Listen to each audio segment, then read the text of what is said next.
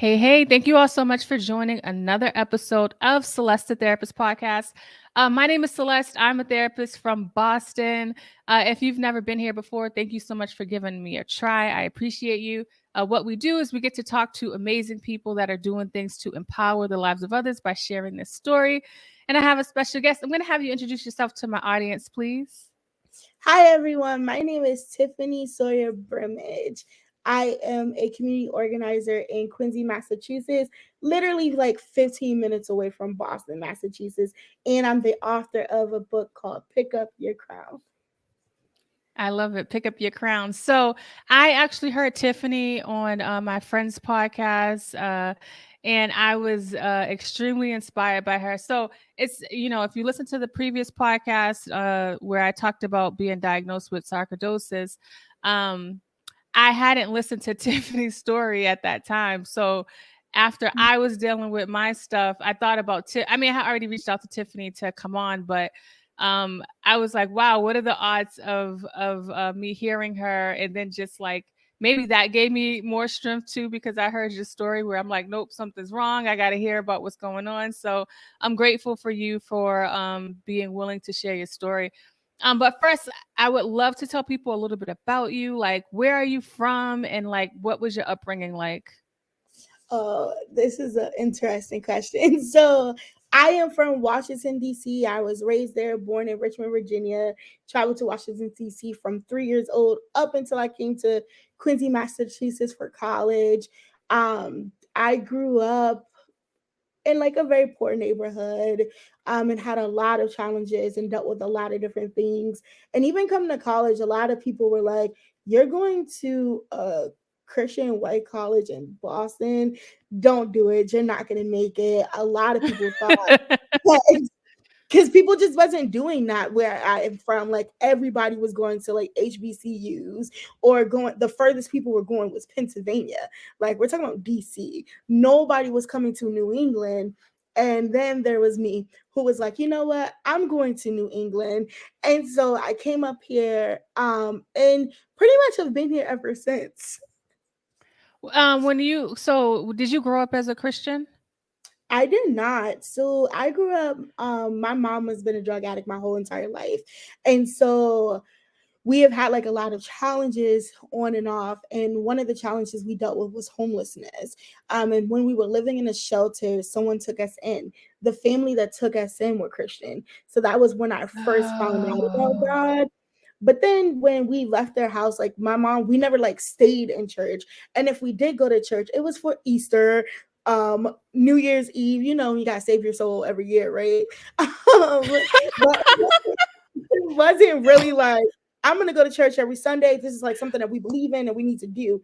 It was just like, no, we're gonna go to make people feel good or make us feel good because we were able to go into the church. And so I really had a really, like, if I'm honest, at least, I had a really screwed up ideology of who God was back when I was growing up as a kid, up until like 15, 16, honestly, because like we were so much in and out of like church, in and out of shelters, in and out of homelessness, in and out of life. And just like because of the family dynamics in my household, it just was really intense. But for me personally, like I use things like music and poetry to help Yeah. me stay somewhat sane. Because if I wouldn't have, I don't know if I would be the person I am today. Wow. So you're creative, and 15, 16, you obviously figured out your spiritual journey for you to pick a Christian school to go to church. To go to school at, because my brother actually went to seminary. We grew up in church, but I didn't know there was like a church school. Because in our, well, in my, like, growing up in a black church, people just became pastors and stuff. So, uh, I also um, didn't know it was a church school. I was like, it just so happened that both of my pastors at the time, when I was in high school, they met each other at my college. And so they both oh, came okay. to ENC. So that's how I found out about it. But other than that, I didn't know what seminaries were. I didn't even know what the word theology meant. Like, I didn't find out Okay. any of that stuff until I came to college. And then when I came to college, I Now, was like, what are you talking about? Now, you went to seminary because you started an organization while you were there, but I'm curious, like prior to college, did you find yourself advocating in general before this time in college? No. So kind of what happened Oh, was when I turned 17, I made the decision to leave my mom's house. She was it just was really bad at that point, and I tried to kill myself because it just was too much. And I also, like I said, I had a really skewed ideology of God. And so when my mother started to tell me I couldn't go to church, I thought that that meant I couldn't go to God. And so for me, I was like, well, you took everything else from me and now you're taking God from me. I don't want to be here. So I tried to kill myself. When I woke up the next morning is actually when my relationship with God personally actually started. And what happened after that was two members of my church took me into their home. And as I was there, my mom tried to quote unquote fight for me. However, the social workers and stuff at the time was like, if you go back to your mom's house, we're taking you into foster care. So I made the decision to stay with this family. But it was really difficult because during that time, everybody just kept saying, your mom has rights, your mom has rights, your mom has rights. And I remember asking the family that I was staying with, I remember looking at the father and saying, do I have rights? And that started the dang. journey onto what I do now, is because I never want another child to feel like that they don't have any rights in a situation that could be so toxic, so abusive and negative for them. And also while that was happening, Trayvon Martin was killed. You put those two things together, I was a mess. Wow. And so just I don't want to kind of gloss over the fact that you tried to harm yourself. When if there's somebody listening that is like kind of like in that state of mind, like what would you say to them? Because obviously you're here, we're talking. Like what would you say to them in regards to like the hopelessness that you must have felt at the time and what you're feeling now? I think what I would say to them is the same thing I wish that I could say it to myself at that age, is like, there is a light at the end of the tunnel. And it may look dark and it may look like there's no hope, but look at where I am now. There is light at the end of that tunnel, and the fight is going to be worth it, so much worth it. And you want to, when you get over the hump, you'll start to see that.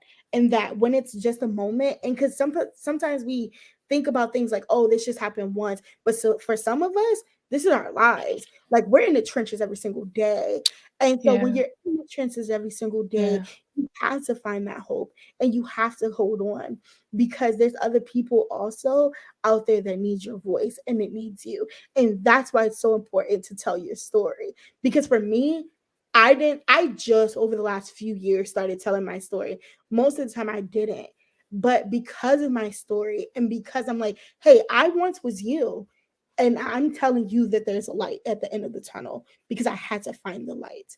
And so if I could find it as someone who came out of DC and someone who a lot of people said I wasn't going to become nothing. People, my boy best friend when I was younger, literally, we told me recently that like he thought I was just going to become a prostitute. Like no one thought I was Dang. anything good was coming out of me. And I just published a book and graduated with a 2.9 Yeah. GPA from college. Like if I can do that, you can do it too. Just hold on. Oh, wow. Oh, that's oh, it gave me chills. Oh, golly. Don't make me cry. All right, I gotta keep it together. That's powerful. Thank you for sharing that because it doesn't sound like you really had a lot of support and things started clicking for you. And I always tell people um trying not to make a decision based off of the moment, but obviously when you're in the moment, when you're in the trenches, it's really hard to think outside of that box. Mhm, And especially for kids, like I have a passion for kids even though I don't work with kids because I struggled growing up. And I think that a lot of times, even parents who may have good intent, it's mhm, important to let your child know like they have rights, right? Because mhm, sometimes even parents who may not be using substances, don't really we don't really think that way, but it's important because as they get older, they don't know how to listen to their body. They don't know how to advocate for what they need because they've never been taught that. So it's really important to teach your children how to advocate for yourself. And if you're an adult and it's never been taught to you, you can relearn and teach yourself how to listen to your body and advocate for yourself. You want to say something? Yeah, because it's like really important, right? And I even take it a step further. Like, if you don't advocate for yourself, how can you advocate for others? The journey Yeah. really begins with you. And the world, we need people good people that's gonna advocate for good things, right? And I think Yeah. if no one ever teaches you that, like no one taught me in the beginning how to advocate for myself, like I just knew that I needed to have rights, and I was like, I never want anyone else to not have rights. And that's where it stemmed from, right? And I think that Wow. important it's important for the next generation, the generation after that, for you to realize your rights and to teach others and others and others. I always tell people in my church, I'm like, we have to go from thinking so individually to thinking more like a collective. Don't just think about the Yeah. person right next to you. Think about the people in Boston. Think about people in Puerto Rico. Think about people globally, because that's when we can really get like true equity, is what I tell them. So yeah. I love it. So now you come all the way up here, up north, to a very white. I mean, when I tell people from Boston, they say, "Oh, black people live in Boston," but we up in here. But Quincy is more white than where I grew up at. So you decide to come up here, go to college, and go to a Christian school. So now you're talking about after Trayvon Martin. Now, what was your experience, and why did you decide to create the union that you did? Whew. So I started a Black Student Union when I was a senior in college. I started the Black Student Union because, and I started like multiple different varieties of things throughout school, like whether it was a praise and worship liturgical dance ministry, because there was no praise and worship dancing.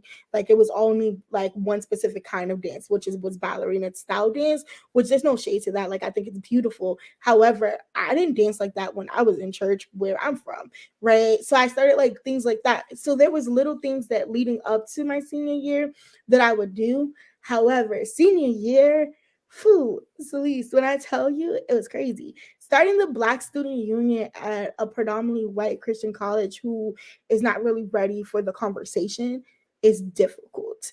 And honestly, I started it because it was needed. Literally, the Black Student Union was going to be a space for Black, Indigenous, Latinx people to be able to get support from one another, to learn about advocacy and action and do it right. I modeled the BSU off of the Black Panthers. The Black Panthers get a lot of um, negative publicity, but some of the things that they had literally built back then are things that we utilize till today. They did it right, Mm-hmm. right. And Mm-hmm. so I modeled the BSU off of the Black Panther Party, which was like, let me fix the need, and then let me give you education around these things. And the education that I was giving them was the fact that there was a student senate that most of the student body had no clue about. I only found out because one of my Black friends actually was able to infiltrate, and I use infiltrate in a like loose word, like that's how I use it now. But back when I was in college, I probably would just say she just was friends with some people. But now that I've gotten educated and etc., no, she was able to infiltrate the in crowd. And because she was able to do that, they dropped knowledge to her and was like, yeah, there's a student senate. And so when she found out about the student senate, she told me. And when I found out about it, I was confused. Like, I've been here for so many years and never heard of this thing. Why doesn't the student body know about this student senate? And mind you, the Senate is like the state Senate in the Congress, like but the student version of this at a college that gets to vote on things, all these create policies. Yeah, no. How are you making policies and creating things without people like that look like me at the table? And one of the things the college prides itself on is diversity. But what does that diversity look like, right? And how are you being diverse in the student senate? And so when I found out about it, I was like, yeah, okay. First, I tried to run for president of the senior class. That didn't work. So then I was like, okay, what are we gonna do? Well, there was this policy. They wanted to elevate the GPA requirement for being able to run for SGA. Mind you, it would have disproportionately excluded at least half of the college. Why would you do something that already you're having a hard time getting people to apply for? No, let's not do that. And so when I pulled out statistics and all these things, it was like a lot. And so that's why I started the Black Student. I started the Black Student Union because it was needed. But the work that we were doing was trying to dismantle structures, and everybody didn't like that. And so we got hit hard. Like my senior year, for some moments was really great, but most of it was me alone or me trying to fight all the powers everywhere, whether it was students, administration, faculty, staff, whoever, just to get people to understand that the BSU was something that was needed. I lost a lot of friendships, a lot of people that I had known since I was a freshman in college, just completely done with me because of the Black What student. year was your senior year? What year were you in Um, your senior year?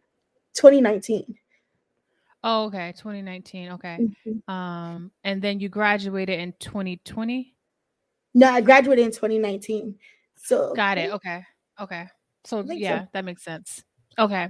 So I just kind of wanted to lay out the blueprint of like kind of like your journey to like what you've had Mm. to fight for. And then I want to fast forward to like the medical stuff you've been dealing with. Tell people about when that started for you. Yeah, y'all, this is gonna be really intense. So just walk with me. Literally, this journey started for me in January of last year. But I hadn't really well, technically it started in 2013, but it really got crazy in January of last year. So let me start at the beginning. In 2013, I Sorry, was so January, last year, just in case, because people listen to this all the time. So January of January 2021. 2021. Yep. Okay, okay. Sorry. So I No, was diagnosed with PCOS, polycystic ovarian syndrome, my freshman year. So it was 2020, no, 2014. And then I hadn't really dealt with it because of a variety of reasons. My OBGYN completely left the hospital that I was going to and just sent me a letter in the mail and was like, oh, I'm leaving. And that was like the last thing I heard from it. Then in January of 2021, I had noticed that I was starting to bleed. But I didn't think anything of it because with PCOS, sometimes you can spot and they say that's okay. Um, keywords okay with quotation marks, and they say it's okay. However, I was bleeding for 3 months every single day. And so then I was like, okay, I should go to the hospital. So I go to the doctor and they do an ultrasound on my stomach and then they find out that something's there. So they want me to go see the OBGYN. I called the OBGYN. They sent referrals to the OBGYN, nothing. The OBGYN did not get back in touch with me until July of 2021. So we're talking about over 3 months. Um, and the referral was actually an urgent referral because I was losing so much blood already. When the OBGYN department at the hospital got back in touch with me, they basically was like, the earliest we can give you an appointment is November 2021. Mind you, I'm talking to them in July 2021. So I just take the and you said appointment. it was an urgent referral, but you're Yeah, dealing with like professionals. I put that in quotation marks. So in your mind, it can't be too serious if they're willing to push me to November 2021, right? exactly. That's literally how I was thinking was like, well, if Yeah. they think it's fine for me to wait till November 2021, then I can wait till November 2021. And that's literally what I said. I was like, if you are saying that it's fine, then I'll wait. And they were like, well, wait. So I did. October, I'll never forget this. And mind you, I was still bleeding. October 21st, 2021, I am still bleeding, but I had just, and this is really explicit. I do apologize for people who are like, this is too much. But I had just changed my pad, put on a new one. So it was fresh. and I sat down for a 45-minute meeting. When I got off of the meeting and stood up, there was blood all over the floor. Oh I my had soaked God. I soaked the pad, I soaked the floor, I soaked the chair. I run to the bathroom and there's blood all the way to the bathroom. I'm bleeding out on the toilet. I call the hospital. I'm like, what do you want me to do? What do you want me to do? I don't know what to do. And they're like, well, you need to go to the emergency room.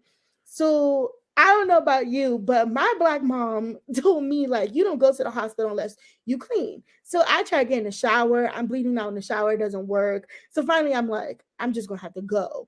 So I go to the emergency room. I'm almost on the floor in pain.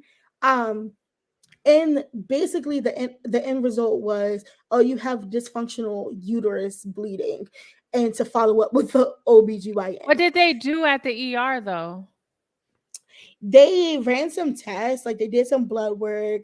I think they did like an ultrasound, but they didn't do anything really because they said that what I really needed was to go see my OBGYN, who I already had a referral for and supposed to have seen the next week.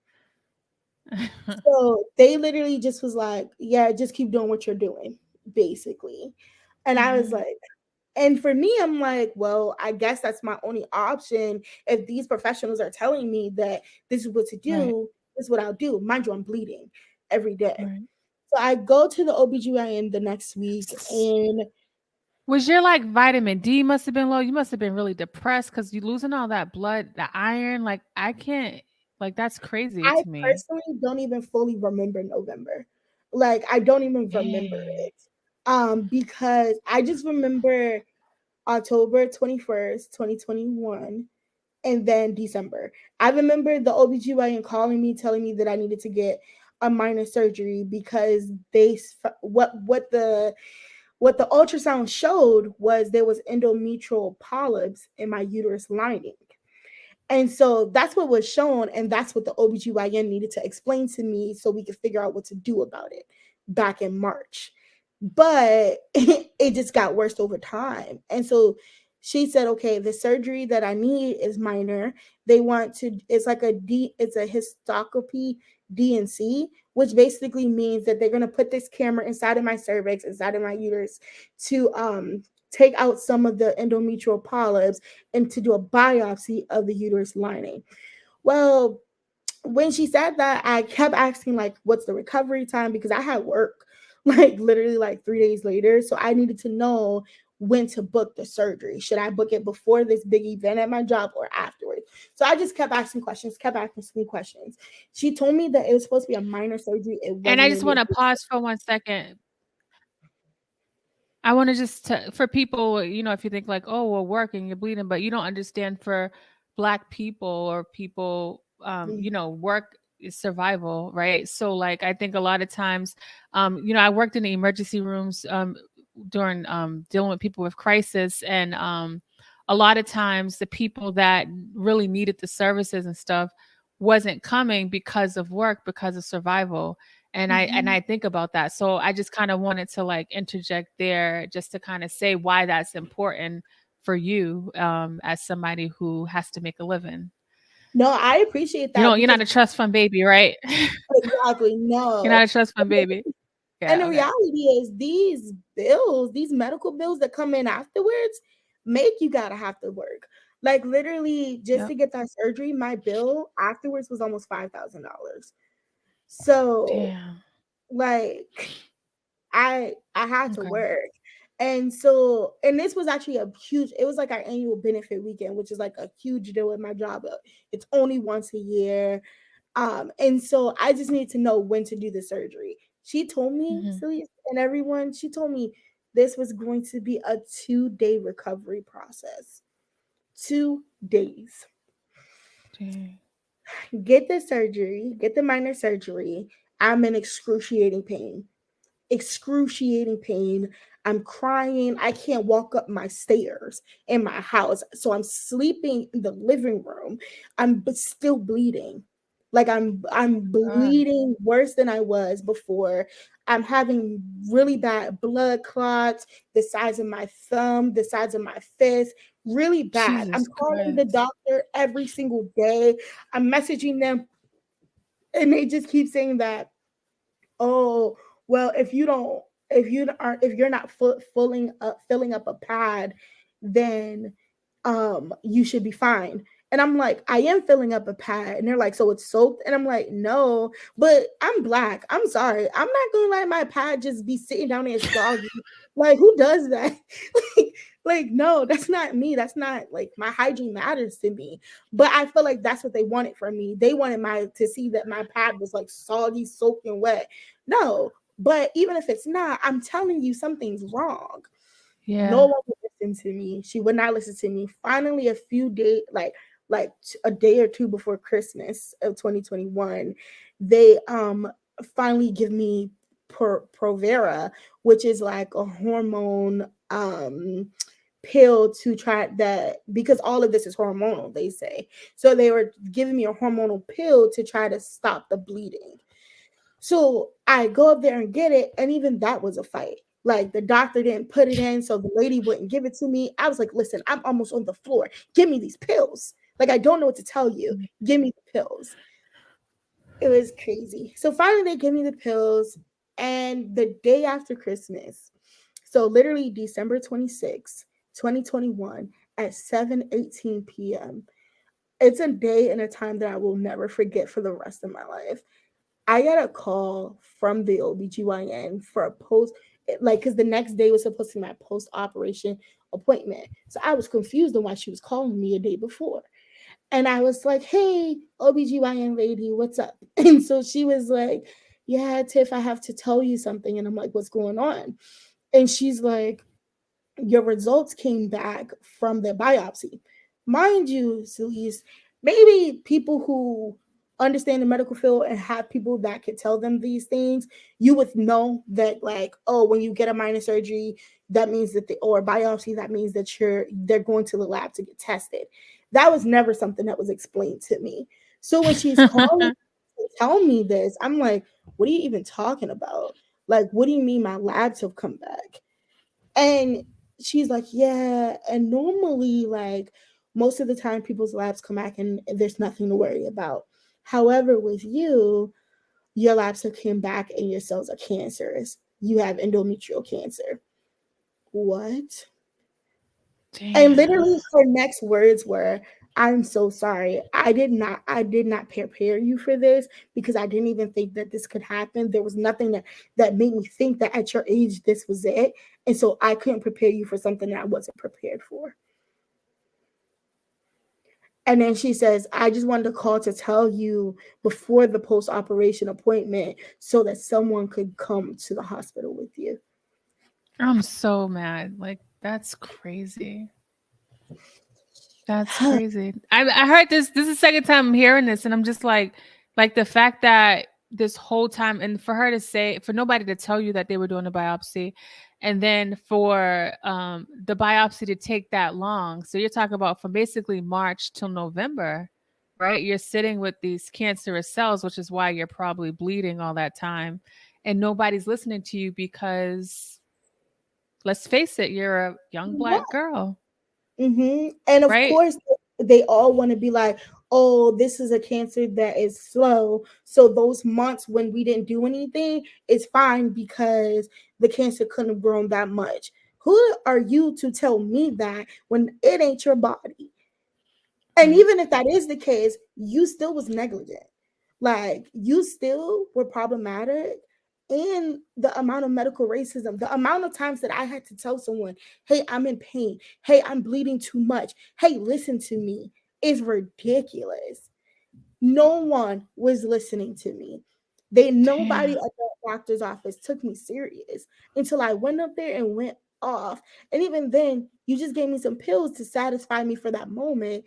But no one thought to say, hey, Tiff, we sent your biopsy out to get tested or anything. And yeah, some people could say, well, you should have known that, but I didn't. Now what? Whose job is it to tell me that? I didn't go to school for doctor stuff. Like, I'm a If criminal. somebody's telling you there's a minor surgery, all you're thinking is like, okay, they're gonna do it. But they're supposed, but again, they don't talk to us, they don't explain stuff to us.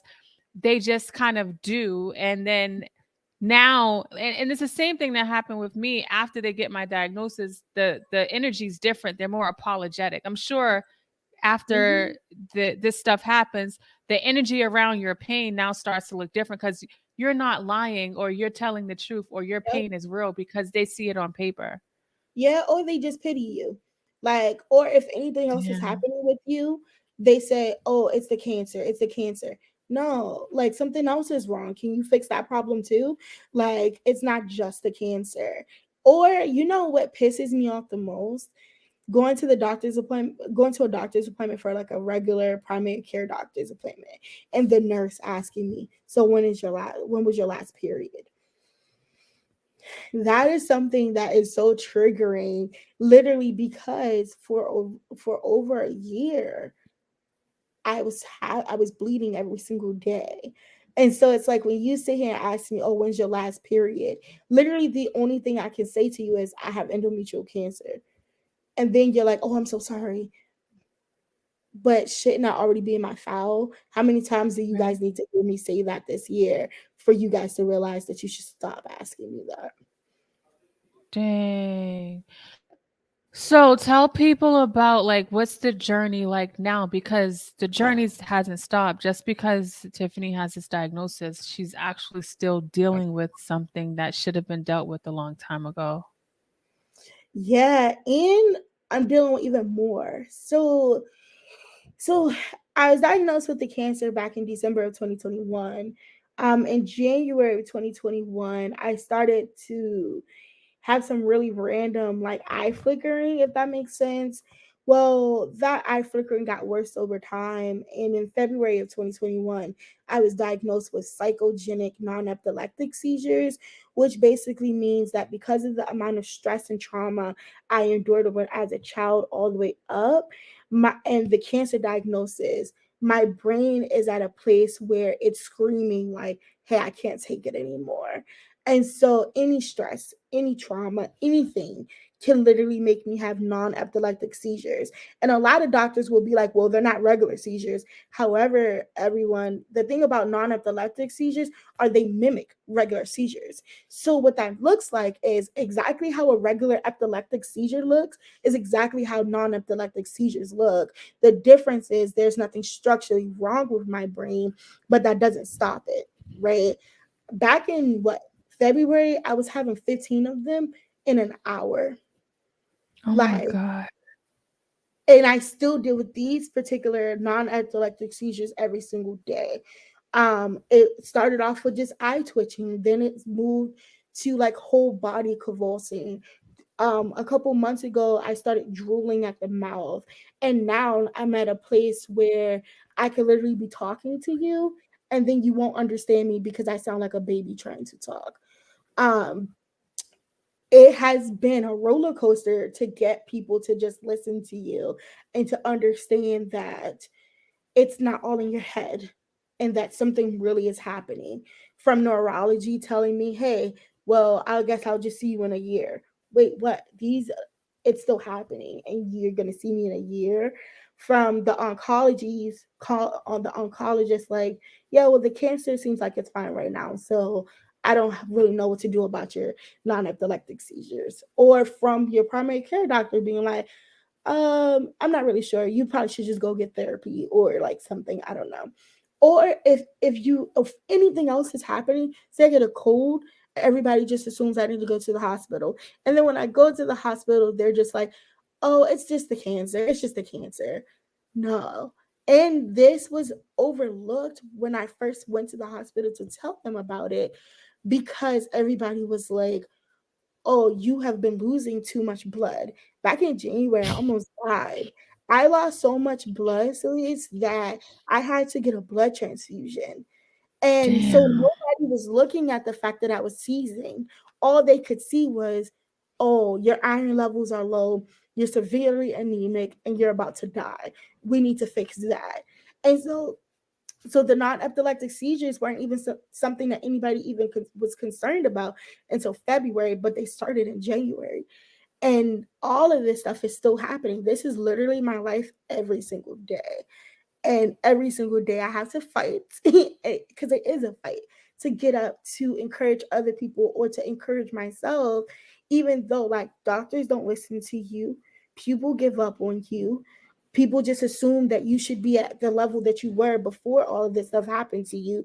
And the reality is like I have cancer and I have psychogenic non-epileptic seizures. It's a lot. And is it fair to say medical racism is very real and still active in 2022? Oh, yes. Medical racism is so real and so active in 2022. And part of the reason of that is because we don't talk about it. We talk about everything else. And I'm not saying that we talk about everything else on like this big span because we don't. We don't like to talk about racism or systematic racism or structures of power, all these things. That I could go off, but I won't. But medical racism is something that we really don't talk about. At least with George Why do you Floyd. think there's not a light? Why do you think there's not a light shed on medical racism the way it should be? Honestly, because a part of me is like not enough of us are dying, but I don't even think it's that because the rate of black women dying from immortality, the immortality rate right now, just black women having kids, that number of how many of them Yeah. dying during childbirth is constantly going up. And so I don't even think it's that. I think it's the intersectional lens of it all, right? I think that it's because we're black, we're women, and so much more. Does that make sense? It makes sense. No, I hear you. Go ahead. You wanted to say something about George Floyd. You was going to make a point. What was I gonna say? I was gonna Sorry. say no, you're fine. I think I was just gonna say that like um let me think. Because I was asking about medical racism. Is it real in 2022? And you said it's very much real. It is. And I think that like we just started talking about police brutality and mass incarceration over the last few years, and part of that has been Hmm. because of George Floyd, Ahmaud Arbery, Breonna Taylor, when the Central Park Five, Hmm. yeah, and Hmm. Browder, and Sean Ellis, the list goes on, right? We just started talking about that. We have yet to come to a place that we start talking about things like um medical racism. We're starting to talk about environmental racism, but more so we're talking about climate change. But we haven't fully, personally, I haven't fully seen a lot of people talk about the intersection of them both, of like climate change and environmental racism, right? And so if we Mm. just now are starting to get to that, I don't know how long it's going to take us to get to having the conversation about medical racism and sexism because both of those go hand in hand. Hmm. But I can tell you one thing, we're going to be talking about it soon because that's one thing that I'm really passionate about. And anybody who knows me know I will not rest until the whole world is talking about this because we have to talk about this because Yeah. people are dying Hmm. and it's not okay. No, that's good. And yeah, we do. And we're talking about it on the podcast today, which is um this was meant to happen for us to connect in this way. Um Even though Tiffany has and is going through all of these things, somehow she managed to bring a book into the world. Can like you're amazing, and I just want to say because as we were talking a little bit prior to me pressing us recording this, I just want to say that even though she's sharing her story and passionate about helping others, it doesn't mean that like her journey is over, right? Like she's still dealing with this, but I do want you to share with people the vision of your book and why you created it. Yeah, so I actually have the book right here. The book is called Pick Up Your Crown, and it's a devotional for those working towards healing, and particularly women or queens, girls who are working towards healing. It is a 7 stage, not day, 7 stage devotional. And it's literally a guide on how to be on your healing journey. For me, when I was going through all this stuff and trying to figure it all out, I didn't know what to do. I didn't know where to turn. And I just knew that I could not fall in this because if I did, who would advocate for me? Right? I knew Mhm. that I had to advocate for myself. And so that meant that I had to stay in good health and good what is that? Good graces, good, not graces, but I Like just your had to mindset, like you had to keep exactly. your I had yeah. to keep a positive mindset in the midst of all of this, even though every single day, all I did for a while, all I did was cry and couldn't sleep. But I had Dang. to keep going. And my husband actually was the reason why I wrote this book. Frederick just kept saying to me, he's like, "You need to write a book. You need to write a book." And I was like, "You're crazy. I'm sick. I don't feel like it. Leave me alone." And he said, "Tiff, there are little Tiffany's out there that need to hear this." And literally, it triggered from the memory of when I was 17 asking, "Did I have rights?" Wow. And because of that, I said, "You know what? There are people out there that need a book like this. So I'm going to give you 7 stages and the 7 things that I went through and am now currently going back through."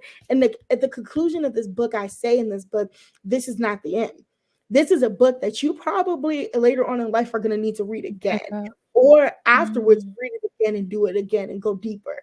And for me, I'm currently on the journey of going deeper into these stages, because I truly believe that that's where my healing will be, because I want to not just be healed physically, but I want to be healed mentally, emotionally, and physically, and spiritually. And what this journey has shown me was that I was completely broken. And so much of like what I've gone through, I was like, "You know what? I'm gonna channel that into something positive." And so I was like, Wow. I can't just do it for me. I have to do it for other people too. And so I wrote a Yeah. book. Wow, that's amazing. And there's something powerful about and when we help other people, and endorphins actually do go off, but obviously we want to help ourselves as well. And to be able to do this in the midst of all of the struggles that you're currently having, shows like how your heart is. And to know that you aren't somebody who grew up with that kind of support. So now you're kind of channeling the other people who may have had your Mhm. similar story, so that they know they're not alone, which is truly amazing. Exactly. And honestly, Celeste, like for me, there like I had my auntie Lois. She was my music teacher in middle school. And then the poetry teacher in middle school and high school. They helped me. They're the ones who taught me how to play music and how to do poetry. Some people like don't even have that. Some people Right. don't even have that. And for me, I always have to think about that. I am so thankful that God allowed me to have them, who, when my mother was strung out, would make sure I was in school and was doing something with band, or make sure that I was in the poetry club doing something with poetry. They didn't let me go. And my auntie Lewis, particularly, is someone that I still till today talk to. I just got off the phone Wow. with her today. She was at my wedding, Wow. she was at my college graduation, she was at my high school graduation, my middle school graduation. And some people don't have that. And so even though I had like a really crazy childhood, I was blessed to have people along the way, especially after the age of like 12, to give me light and hope. And that's what I want to give to other people, because I know that there's people that don't even have that. And when I didn't have Mhm. it, I was a mess. And even when I did have it, I was a mess, because there's Right. nothing like a mother's love. However, the love that I've been able to get from my family, that I have chosen over the years, is amazing. And I want everybody to know that they can have love. Sometimes you just got to choose the right people. Oh my god, like you're so dope. You're so dope. Like that's crazy. Like the way you talk, and you never know what people are going through. The way you speak, and you would never know like this was your story. People were like, "Oh my gosh, she got a book, she's doing this, she's doing that." And I tell people, you don't know people's journey and how they got there. Don't ever wish Mhm. that you were that person, or what you don't know what they're going through. And I can only imagine part of what's keeping you going is gratitude, because you seem like you have a lot of it. I have a lot of, I'm trying not to cry about it, but I just know where I came from. And I just think that Yeah. like there were so many people really wrote me out. Like so many people were like, "You're not gonna make it in that college. You're not gonna make it in life. You're not gonna become nothing." Like my own mom used to say that to me. all the time. And I am just so grateful that God saw fit to send people my direction to help me.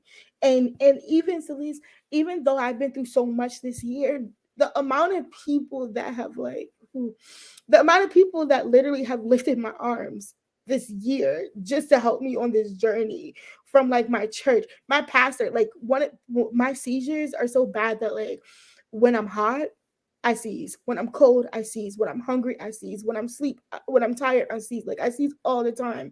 And it was cold in the Yeah. house because I live right next door to the church. And he was like, he literally left the church, went all the way to Walmart to buy 2 heaters for the house because he didn't want me to have seizures.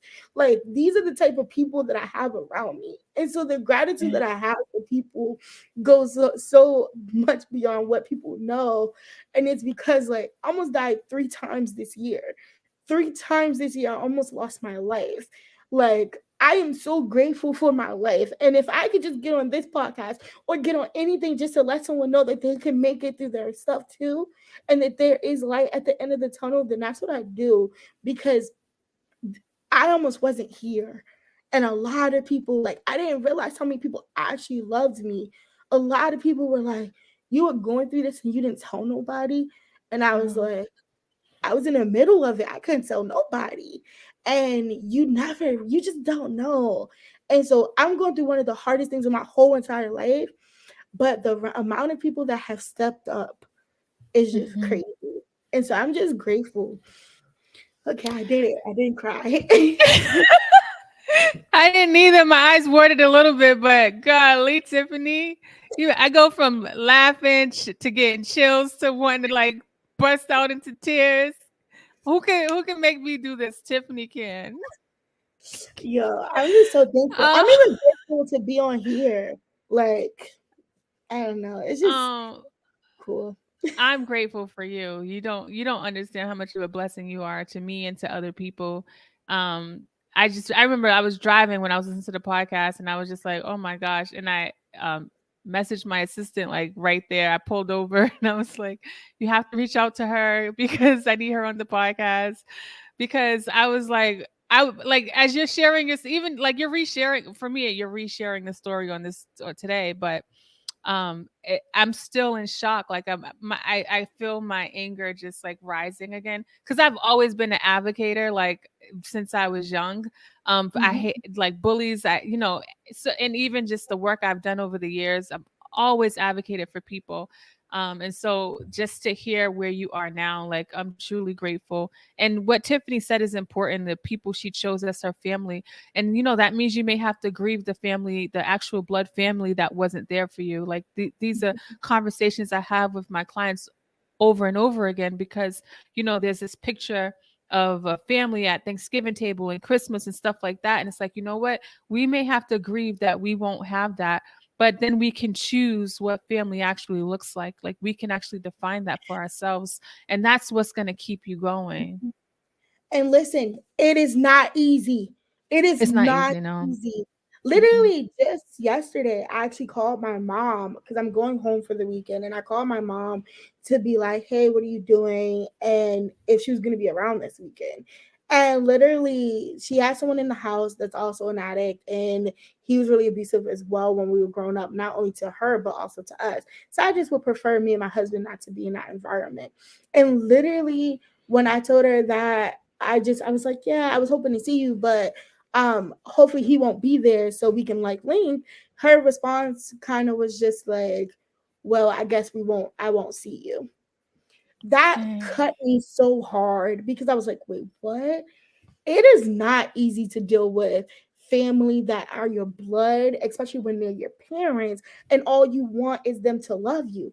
It is not easy. But even as I was in that situation just yesterday, I promise it was just what's today? Um, Today is October 13th. That just happened to me October 12th, 2022. And I kid you not, today on October 23rd, 2022, I'm like, okay, and we're moving and we're moving on because, I was able to talk to my auntie Lewis, who was like, I love you. My husband, who was like, I love you. My godfather, who's like, and I chose my godfather.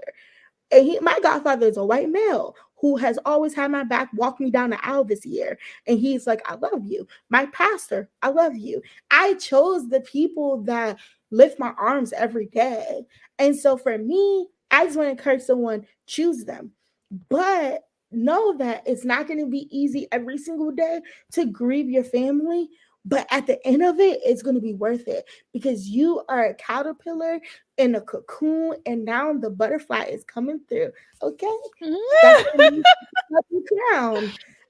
Yes, pick up your crown. So tell people where they can purchase the book. I need everybody to go purchase Tiffany's book. You are amazing. Like I've never went through so many emotions in the podcast episode, and I've been done over 300. So um let people know where they can find the book. You literally could find this book on Amazon. It's $20 on Amazon. You can also follow me on Facebook at Tiffany SB or Tiffany Sawyer Brimage, and DM me. And I sell the book personally for $15 and a $2 shipping fee, depending on if you're in Massachusetts. Um, and if you don't want to go through all that legwork, because I get it, just go on Amazon and buy it. My website my website, tiffanysb.org, is coming January 2023. So once that pops up, you'll be able to buy Pick Up Your Crown merch and the Pick Up Your Crown book and workbook because it's in the works. The workbook is in the works Yes. in 2023. Oh, awesome. Thank you so much for your time, for your energy. You're so real. I love real people. That's why I created this podcast. And I appreciate you. Any last words you want to tell my people before we go? You guys can do it. Just keep the faith, keep the hope, and push. And remember to pick up your crown every day. Thanks so much, Celeste, for having me. You're welcome.